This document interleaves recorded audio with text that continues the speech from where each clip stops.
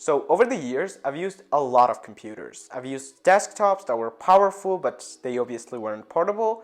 I used thin laptops that were premium and they felt premium and light, but they compromised on the performance. And in my experience, the gaming laptops I've used did promise desktop level power, but never quite delivered on it. They were loud and practically lived attached to their chargers. But after using this laptop for the past 6 months, I can say something that I never expected to say about a laptop. For me, this laptop ruined any other laptop under the $1,000 budget. So meet the MacBook Air M4. Released back in March of 2025, this isn't the kind of laptop that's going to impress your bougie friends with RGB lights or a massive spec sheet.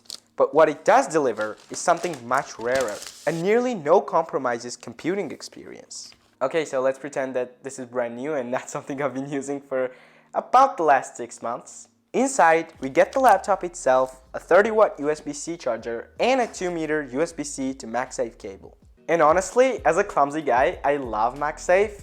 Knowing that a short little trip probably isn't going to send my very expensive laptop flying from the desk is very reassuring. But before I tell you why this thing has ruined other laptops for me, let's talk about the specs. So under the hood, you get Apple's M4 chip.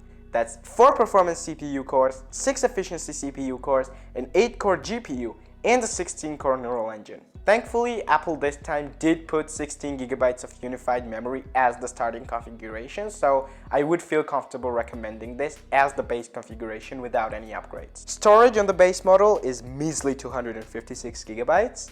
Thankfully, it is fast storage, and thanks to the Thunderbolt 4 ports included, you can just edit off of an external SSD if you run out of room, for example. And speaking of ports, things get a little minimalist here. You get 2 Thunderbolt 4 ports on the left, MagSafe next to them, and a headphone jack on the right. That's it. You don't get USB-A, and you definitely don't get HDMI. Knowing this is an Apple laptop, you probably weren't expecting them, but just know that you need to buy a dongle if you plan to connect this to an HDMI display or like a USB-A peripheral. When you open the lid, you are greeted with Apple's 13.6 Liquid Retina display, which is just a fancy marketing term of saying that, look, this has so many pixels that if you look at normal viewing distances, you are not going to be able to distinguish between individual pixels. The resolution is 2560 by 1664, so that's a 16 by 10 aspect ratio, and I appreciate that as someone who reads, writes, and edits on my MacBook all the time. Having more vertical space means less scrolling.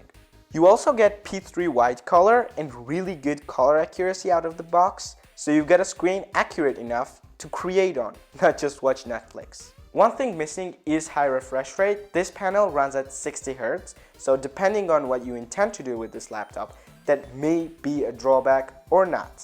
Pick the whole thing up and it's 1.13 centimeters thick, about 1.24 kilograms, aluminum unibody with almost zero flex. It just feels expensive in your hands, the way a laptop under $1,000 usually doesn't. The keyboard is short travel and snappy, which I like. And the trackpad might be the best I've used at this price point. It's large, precise, with haptic motors faking a physical click so convincingly it still messes with my head. But the moment you turn this thing on is where the magic begins. The MacBook Air M4 obviously runs macOS, and because both the hardware and software are made by Apple, you get something almost no other laptop manufacturer can provide: vertical integration.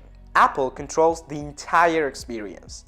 The chip was built for the operating system, and the operating system was built for the chip.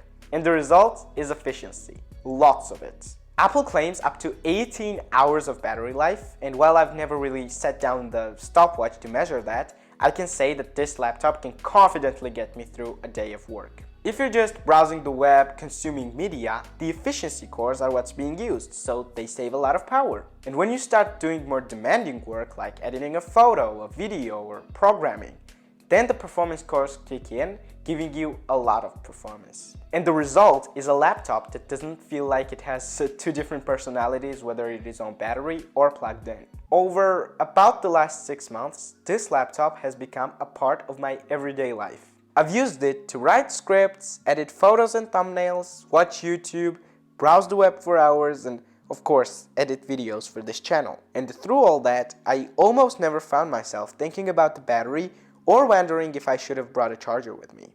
And over that period of time, I've realized something really strange. Whenever I left the house, I just stopped bringing a charging brick with me. And not because I forgot, but because I didn't need to.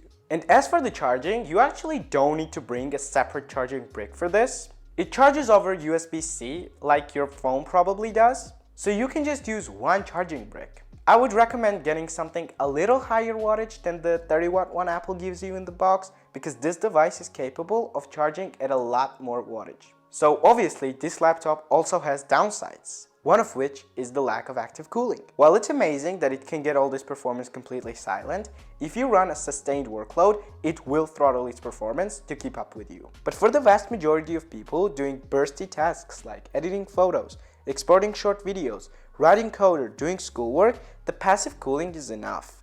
The other big downside is upgradability, or more so, the complete lack of it. You see, Apple solders everything directly to the motherboard, including the SSD and the memory, making it non-user upgradable. So be sure to spec out your machine if you think you're going to need more than the 256 GB of storage or the 16 GB of unified memory. Now let's talk about the pricing. Apple launched this at $999.